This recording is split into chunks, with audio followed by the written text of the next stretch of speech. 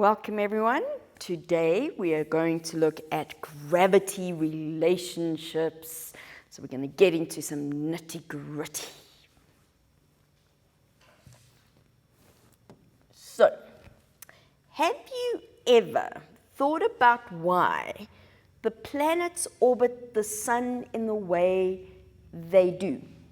Why does the moon go around us like it does? And why does the Earth go around the sun the way it does, or Mars, or Venus, or any of them? That's quite a mind-blowing concept because we know how they work. We can predict how they go around the sun. It's all about Newton's law of universal gravitation. That's all about how the forces between all these bodies interact. It's actually quite exciting. So, we know Newton's law. We're going to look at the equation a little bit more, and G and big G, and some graphs, and then we're going to do questions. So, here are our keywords. Newton's law of universal gravitation, which hopefully you can state. Acceleration due to gravity, which you should also know about. And then we're going to look at directly proportional and inversely proportional, and what that means for us. So, if we go back to the equation, we have looked at the equation previously, but what I need you to see here is that when I look at the relationship from the equation, we get the equation from the fact that force is directly proportional to m1 and m2 multiplied together, and we can include the constant in that, and it's also inversely proportional to 1 over r squared. Remember that when we want an inverse proportionality, so if we want to show that something is inverse, we put 1 over. And that tells me that when the one thing increases, the other thing decreases. Okay? That we've done lots, so we're not going to worry about that. Then, so we're going to look at the difference between little g and big G, which we know a little bit about. We're just going to add a bit to it. So big G is the universal gravitational constant, and remember that's the same everywhere. And of course we know that its value, let's just write the value in. I'm not going to include the units, but its value is 6,67 times 10 to the minus 11. We don't have to learn that because it's on our information sheet. Then we've got acceleration due to gravity, which of course is an acceleration. And that changes from planet to planet, and it depends on the planet. What we're going to do is we're going to go, how do I know what G is? And I'm going to show you later on how we know what the equation is and why all of a sudden there's an M missing. But that's very important. We then get to our graphs. And graphs become one of those sections where you get asked it a lot in different pieces of sections along the way. But the basic principles about the type and the shape of the graphs is very important because it follows the same, whether it's a directly proportional graph or an inversely proportional graph. So when we look at the graphs, we have two. We're going to have the graph where f is directly proportional to m, and that means we're going to get a straight line where this is m1, m2, and that's f. When we look at the inverse proportion, what happens here is we're going to end up having to get a graph where we've got 1 over r, and it does that. But we don't get there straight away. There's a way round to get to that inverse proportion. Directly proportional, those are fairly simple, and it's easy to get our head wrapped around it. The inverse proportion, sometimes the wheels fall off a little bit because it feels weird, okay? But I'm going to show you that, so we're going to hang in there. Then we need to look at the type of questions we can get, and this is quite important because there are two types of questions. We get substitution questions, which are the nice ones, where they give you values, and you just substitute it into the equation, and off we go, we get an answer. Whether that's because I'm looking for force, or whether I'm looking for R, or whether I'm looking for M, it's nice. We've got values, we substitute them in. Sometimes, with substitution questions, they may end up also being simultaneous equations. Those aren't so nice, but that's just a maths issue, but they're still substitution type questions. The last type we get are the ratio questions, and these are the ones we tend to struggle a little bit more with, because these are the questions where they go, if I double this, what happens to that? And now they don't want us to do a calculation, or they don't even give us values. So they'll tell you that you have a planet that is 3 times the mass of Earth and twice its radius. What would the force be that something will experience? And you're like, I don't know the mass of the Earth or the radius of the Earth, so they're not substitution questions. They have to use a ratio, and I'm hoping that I'm going to be able to show you a trick to those, okay? But don't stress about it. With regards to the mass of the Earth and the radius of the Earth, they're on your information sheet. I don't know what they are off the top of my head. They're on your information sheet, so don't stress about those. 2 types of questions, really not as bad as it sounds, okay? So, we're going to take a short break, and I'll see you in a couple of minutes.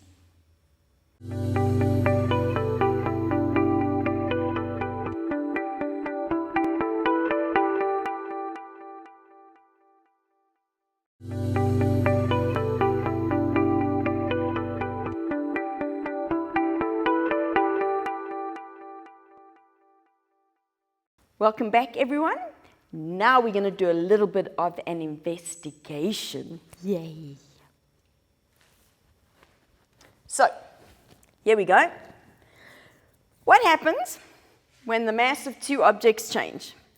This is starting to feel familiar, but that's okay. We're going to look at it again. We like our giants with their 2 objects, okay? And remember, if I look at them as they stand, I have a mass of force of 33,4.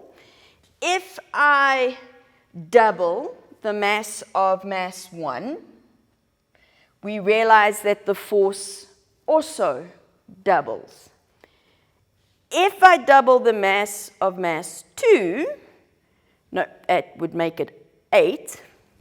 Now my total force compared to when I started is now 4 times bigger, because force is directly proportional to mass 1 times mass 2. Both have to go together. So far, nothing new. We could use this to get some values, which we're not going to worry about. But what I need to look at now is we need to look at the relationship between mass and force as a graph. So we could use a simulation like that, where we take the mass and we take the force and then we plot it onto a graph. The important thing is we don't plot the masses separately. What the graph will look like is this. So we're going to have force on the y-axis, because force is my dependent variable. Force depends on the masses. The masses don't depend on the force. So force goes on the y-axis. On the x-axis, we have mass 1 times mass 2. We now need to think about the units. Mass is measured in kilograms, but I have mass times mass, so it's actually kilograms squared.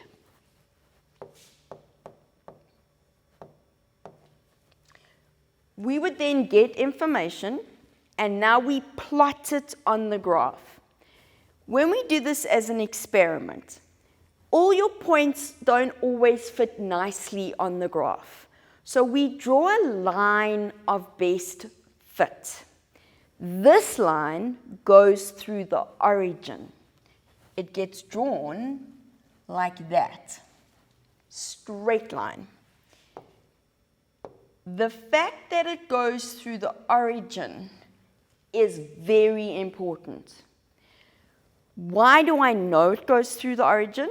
Well, if my objects have no mass, which isn't physically possible, but if they have no mass, they can have no force of attraction. It's as simple as that. So going through the origin works. This graph confirms for me that force is directly proportional to the product of the masses. This graph is a visual representation of the relationship. So from here, I can go force directly proportional to mass 1 times mass 2. If my graph does not go through the origin, then it's not directly proportional. So it can still be a straight line, but it must go through the origin. You have to keep that in the back of your mind, because any relationship in science, if we say they're directly proportional, I must get a straight line and it must go through the origin. Okay? Let's look again at what happens when we change the distance between the objects. Let's reset these to what we had, and let's increase the distance. So if I go to 8 kilometers, let's go, we'll just put this, let's see if I can get him all the way there. Okay, he doesn't want to go any further, so let's take him to 8. I've doubled the distance, but that force is now 4 times smaller. So we realize that as the distance gets bigger, the force gets smaller. If I make the distance smaller, the force gets bigger. Okay, so I halved it this time. Halving the distance, so 2 times smaller, made the force 4 times bigger. So this is a square relationship. How do we put that onto a graph? So, if we look at it as a graph, what we would normally do is we go, this is r squared, which would be meters squared now. This is force in newtons. When we plot this graph, we get a curve. We get an exponential graph because we have the square. And we know that the further apart they get, the smaller the force. So my graph does this. At this point, you now all go, oh, it means they're inversely proportional. No, it doesn't. We have to prove the inverse proportionality. How do we do that? We have to draw a second graph. So we have to do another set of calculations. We have to work out the inverse of r squared. My graph now becomes a second graph. Force doesn't change. But now I plot a graph of 1 over r squared. If this is an inverse proportionality, I will now draw a graph that's a straight line through the origin. It will now do this, and it has to go through the origin. What that is telling me is that force is then directly proportional to the inverse of r squared. And how do we say that? Force is inversely proportional to r squared. So be careful here. You're going to be very tempted when you get this graph to go, it's inversely proportional. Not necessarily. You have to prove it. We prove it by drawing the second graph where we take the 1 over whatever that value is. And this goes across all your signs. It's not just for this section. Very, very important. Please be careful with this one because I see it often. We started by asking about orbits. So what happens when planets orbit the sun? So let's see what happens when planets orbit the sun. Ooh, this is fun. I like this. So here we go. We have that yellow dot is the sun. Over on the right-hand side, we've got the Earth. What I want to see is I'm going to show you the gravitational force, and you can see Earth and the sun attracted to each other. The size of the arrows are the same because it's the same force of attraction. And I'm going to show you, as it goes round, the path that the Earth travels. So let's let the Earth go around the sun. So there we go. We all know it travels at a nice orbit. Of course, the issue is why does it not go towards the sun? Because there's all sorts of other forces around it. And this we all know, and you can see we've almost done a whole year, because remember our years are 365 days. So when we get here, and we've almost done a year, so let's do a year, and okay, it's just over a year, it doesn't matter. But we know that around the Earth we have our moon. If we look at just the Earth and the moon, so there we go, Earth and our moon, same forces of attraction, has to be the same, Newton's third law. When I do that, oh look, it goes quickly. It's got a much smaller orbit. It seems to be traveling quite quickly because it has a very short cycle. But that makes sense. Let's see what happens when I have the Earth and the moon together. Now the Earth's orbit's going to be a white line. The moon's orbit's going to be pink. Watch here. Now you look at that and you go, hang on, something's gone wrong, but it hasn't. If we zoom in a little bit, so there's my moon at the top, okay, so that's as good as I'm going to get. I want you to look at the moon very, very carefully. Even though it looks like it's hopping, it actually is still going all the way around the Earth. It's because of the way it's moving. So watch, if you look carefully, you can see the moon is going all the way around the Earth. So if we make it slow, we look at it slowed down, you can see it goes all the way around the Earth still. The path looks like a nice pretty flower because it's in relation to the sun.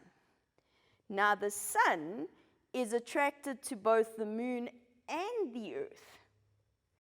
And that attraction changes size depending on where the moon is. And the Earth is attracted to the moon and the sun.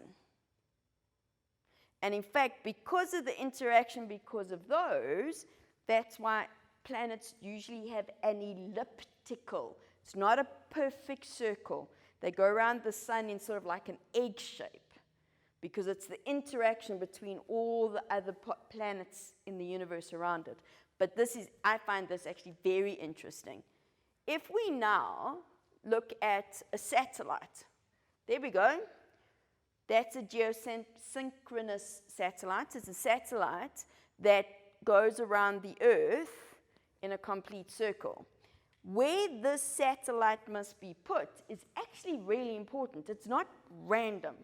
So they have to calculate how heavy is the satellite, how far above the Earth do we want it, because if, say for example, we make the satellite too heavy, we're going to make it heavy, watch what's going to happen. So I'm going to let it go again. It's going to, okay, so far we're doing okay. It's still keeping on its, let's make it a bit heavier. Ooh, we're good. Okay, so we haven't got a satellite that's too big. But what if the Earth was bigger? Oh dear. Satellite went, pfft. Maybe not, exploded, because it hit the Earth, or the planet that we're on. Okay? If I make the planet, let's just reset it. So let's make the planet much lighter. Watch what's going to happen to the satellite. It's going to fly away. It might come back a little bit, but its orbit becomes very big. Okay? Because now there's a very small force of attraction. This is not good for us, because it's quite weird. Watch what happens here. We're going to do something because we can. We're going to turn the Earth's gravity off. Watch. So I'm going to let it go.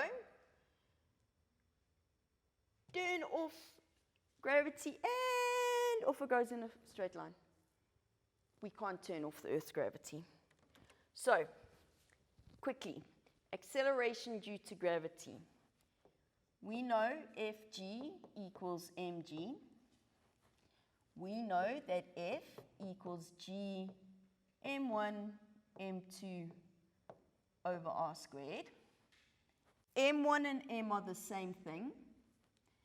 Fg and F are the same. It's the force of attraction between two objects. So, mg is g, mass of my object. m2 is the mass of my planet divided by the radius of the planet. M disappears, so g is g m over r squared, where that's the mass of the planet. Mass of the object is irrelevant, and that's a good place to stop. That's all for now. We're going to take a short break, and we'll see you in a couple of minutes.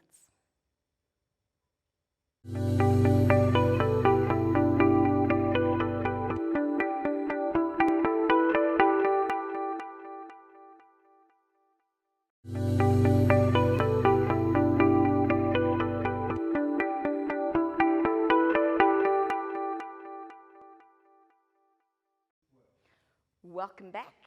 We're now going to dive head first into calculations, because that's important. Here we go. So, wrong way. Earth has a mass of 6 times 10 to the 24 kilograms. Not a value you need to know. It will be given to you. Average radius of 6,4 times 10 to the 6 meters.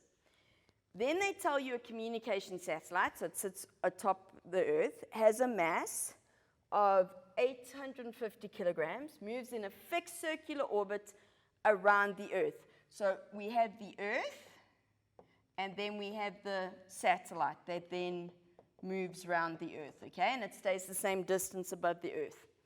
Then they say calculate how many kilometers above the Earth's surface the satellite moves if the Earth exerts a force of magnitude 7,500 newtons on it in order to keep it in the specified orbit.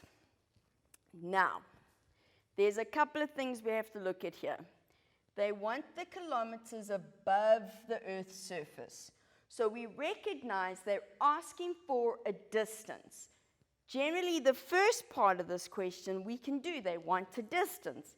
We can do that. We have enough information. That's where we're going to start. So F is g m1.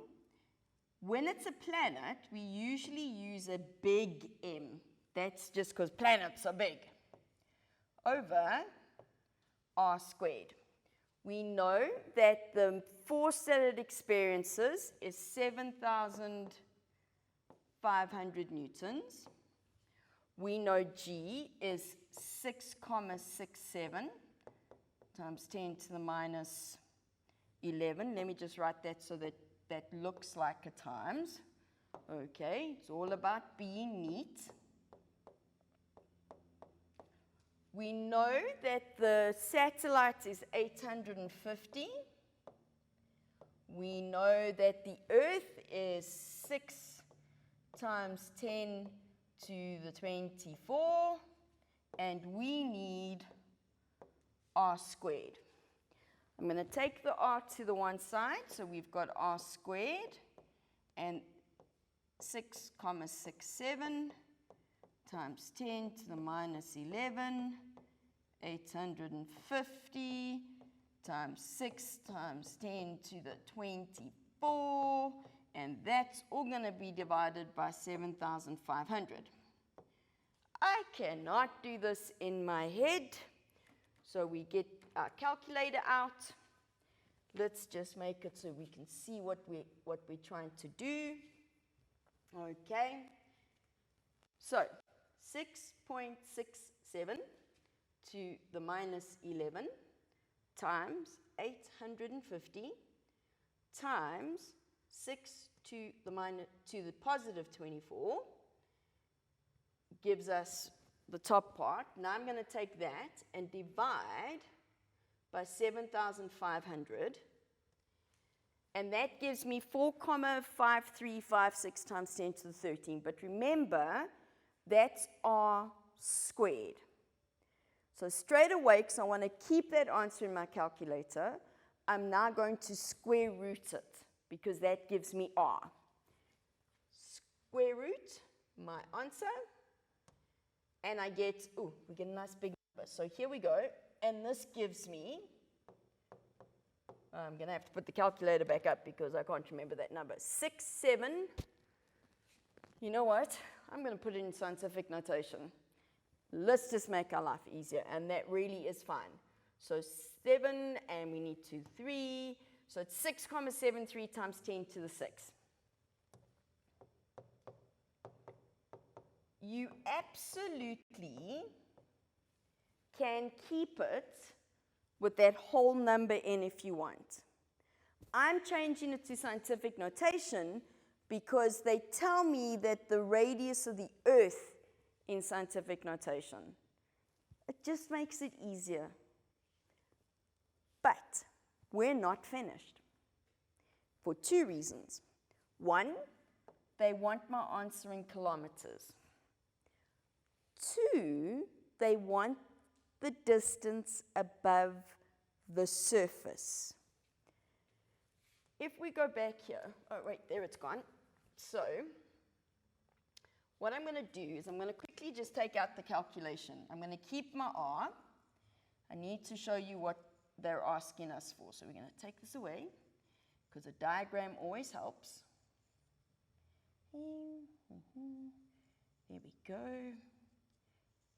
Some of those don't want to go. Anyway, so this is, the Earth is here, and the satellite's here. The radius of the Earth is to here. That's the radius of the Earth. They want to know what this distance is. The r that we've calculated is this entire distance, which is a little r naught, which is that. So the height above the Earth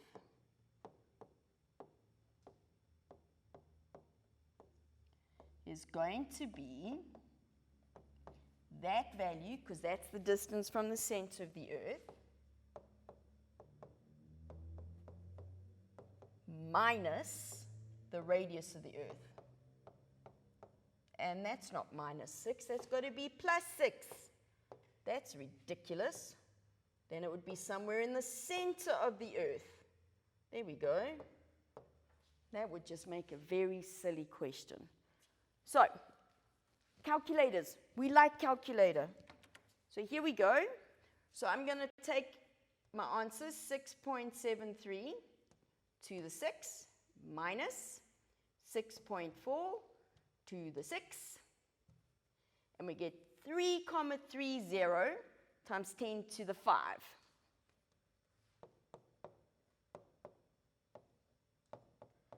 but that's meters. Oh no, one more step. Has to be in kilometers. So now we've got to remember that there are 1,000 meters in a kilometer. I need to take that answer and divide by 1,000. Take my answer, divide by 1,000, and I get 3,30 times 10 to the 2.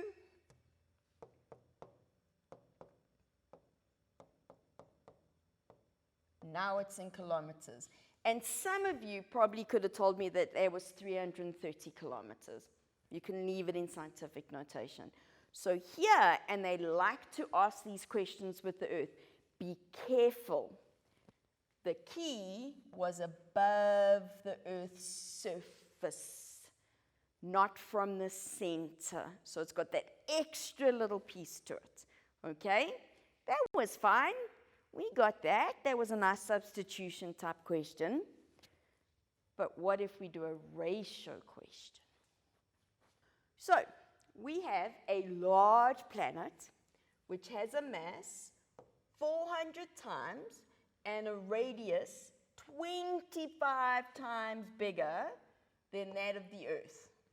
This is a big planet. It's much bigger than the Earth from a mass point of view. But it's also got quite a long, bigger radius. So it may have a bigger force of attraction. It may not. We're going to have to work it out. If a man weighs 500 newtons on Earth, what will his weight be when standing on the planet? Weight is force, not mass. I don't even need to work out the mass of the man. Watch. Right, so we know the mass of my planet is 400 times the mass of Earth. The radius of my planet is 25 times the radius of the Earth. We also know that on Earth, the man experiences a force of 500 newtons. They want to know what force will he experience on the planet, the new planet. With ratio problems, the easiest way to do them is to find something you know. So let's start with how I would calculate his force on the Earth. It would be G, mass of the man, mass of the Earth, radius of the Earth, squared. If the force of attraction with the Earth and the man's weight are the same thing, so this is equal to 500. I've got a value. Stick with me. If I now look, at on the planet, so the force of the man on the planet is G, mass of the man, mass of the planet, over the radius of the planet squared. I know how big the mass of the planet is compared to the Earth, and I know its radius.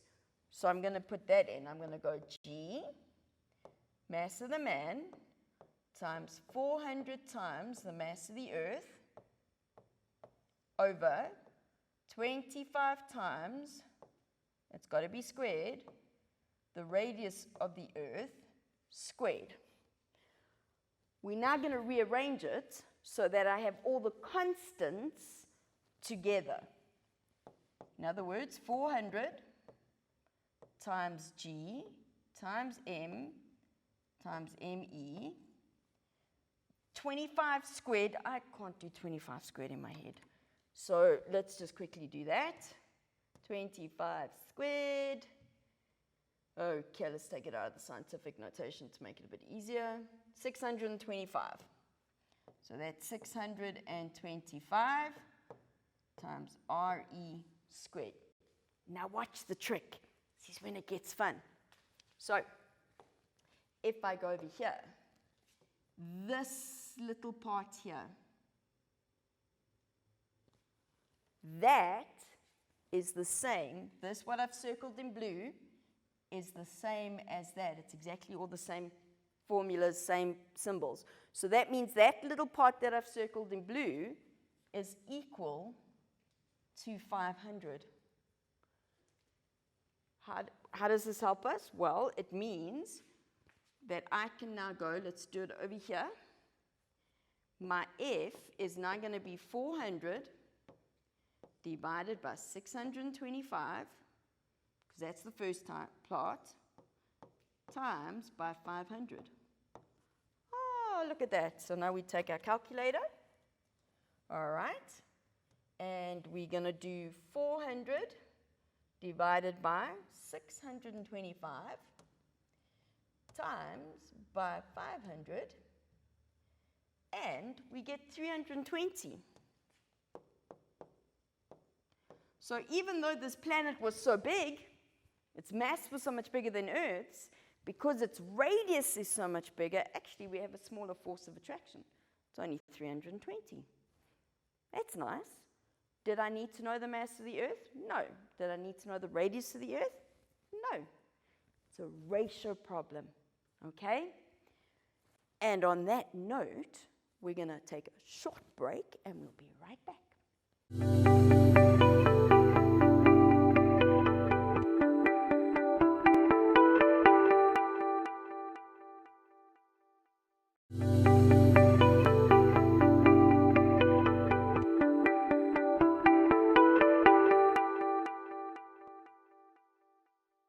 Welcome back. We're going to do another question, because that's the best part about doing all of this. So just stick with me, okay? Here we go. Passenger plane accidents are becoming very common. In one recent accident, an Airbus with a mass of 30,000 kilograms was last seen on the radar at a height of 3,500 meters above the Earth's surface before crashing into the sea. We're not going to worry about the fact that it crashed. Okay.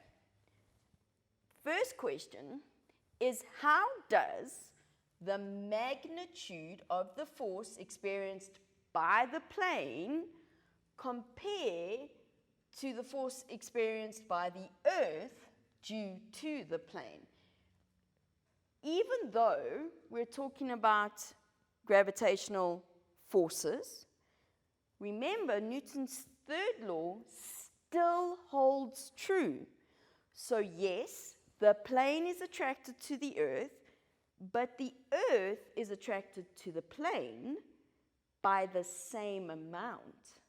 So that force of attraction means that it's equal to. Be careful. You are going to be very tempted to say that the Earth has a bigger force of attraction on the plane than the plane has on the Earth. That's not true. The next question is how we explain that. So now it says, explain why the plane can be seen moving towards the Earth and not vice versa. And again, you're saying, but aren't we dealing with gravity?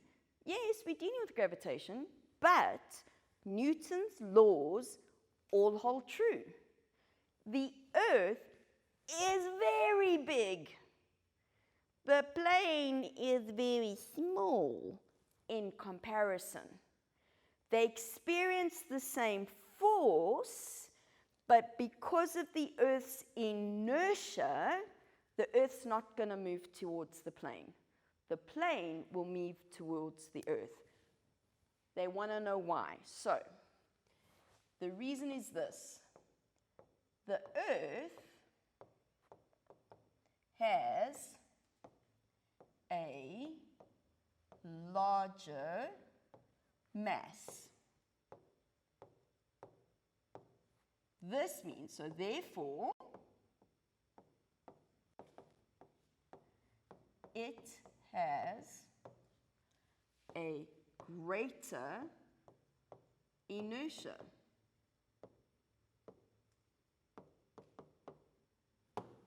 That's all you need to put there. It's all about the inertia. if the Earth could be moved by all the forces it's experiencing, our Earth would not be pleasant. We'd be like, almost like ships in water. It would be very frustrating, okay? But the Earth is so big that it's not going to move towards the plane. The plane is going to go towards the Earth. Right? Okay. So, now they say, calculate the force exerted by the Earth on the plane at a height of 3,500. So, we have plane. That's my plane.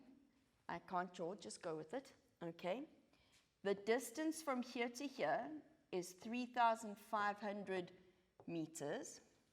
And they want to know the force exerted on the plane. So we want F equals, and we know it's going to be G, M for the plane, big M for the Earth, R squared. At this point, we now go, I'm missing some information. Well, maybe. What are we missing?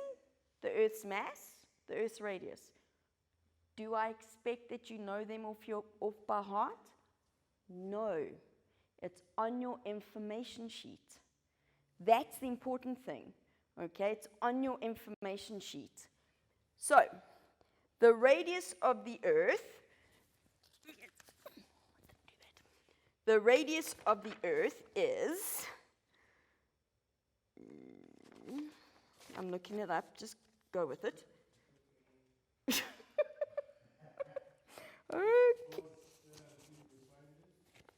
Okay. Okay, so I'm only going to get this far, actually. 5 minutes, hang on, wait. Yeah, because I've got another question after this anyway. Yeah, it's... Yeah, no, I will, don't worry. Okay, so can I be turning to the board saying the radius of the Earth is? Oh. You found the radius and then you can say what it is. Okay. Okay? Are you ready? Yes? Okay, what's going to happen now? After writing, what are you going to do? I've got to finish the answer to this question. And the paper, what are you going to do? Oh no, I'm just going to put it. I just need to remember the numbers. You can write it down and Then I'm just going to throw it on the floor. no pause. Yes? And then do whatever you need to do, compose yourself, and then start again. Okay, I'll just... Don't feel rushed. Okay. As long as there is that pause, then they will cut out The me moving the paper. Yeah. Got it. And don't talk during the pause. Exactly. Silence is golden, don't be silly. Anyway. Yeah. And 3, 2, 1. So, the radius of the Earth, which you will look up on your information sheet, is 6,4. Let's try, times 10 to the 6 meters. Okay, can we do that one? Yes, we do need to do, because that was pathetic. Okay, cool. And we're just doing the... Yes, the radius of the Earth. Cool. You ready? Yep. And 3, 2, 1. So the radius of the Earth is 6,4 times 10 to the 6 meters, and we find that on our information sheets. And the mass of the Earth is 6 times 10 to the 24 kilograms.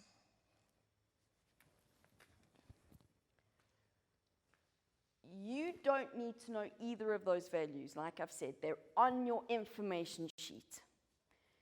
Now I have enough information to complete my question, except for one thing. The 6,04 is the radius of the Earth. So it's this little distance here. I need to know the total distance for putting it into the equation. I'm going to need to add 3,500 to it. Here we're going to put it into the calculation. Watch. 6,67 times 10 to the minus 11. the plane was 30,000 kilograms. The Earth is 6 times 10 to the 24. And my distance is the Earth's radius, 6,4 times 10 to the 6, plus the 3,500 meters it is above it. If you want to do the calculation of R separately, so put it into your calculators, do it separately, you're welcome to do that. That's not a problem. Okay, I'm just doing it all in one step. Need our calculators. So let's see what we get. I'm going to do the top, which is 6.67 to the minus 11 times 30,000 times 6 to the exponent 24. And it's a big number. It's a very big number. But now I'm going to take that answer.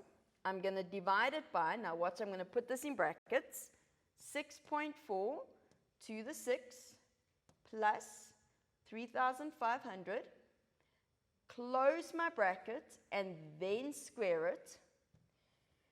And I get 292,794. We don't like numbers like this. Let's put it into scientific notation. So there we go, always to 2 decimal places. And it's 2,93 times 10 to the, I think it was to the 5. Let's just check. There we go. All right. It's quite big. I'm okay with that. It was a very big mass. But what's the direction? Calculate the force exerted by the Earth. It experiences a force down. I don't say attraction now because it's Earth on plane. Plane comes down. Okay, we've tackled some difficult questions, and that's where we're going to end for today. So I'll see you again next time.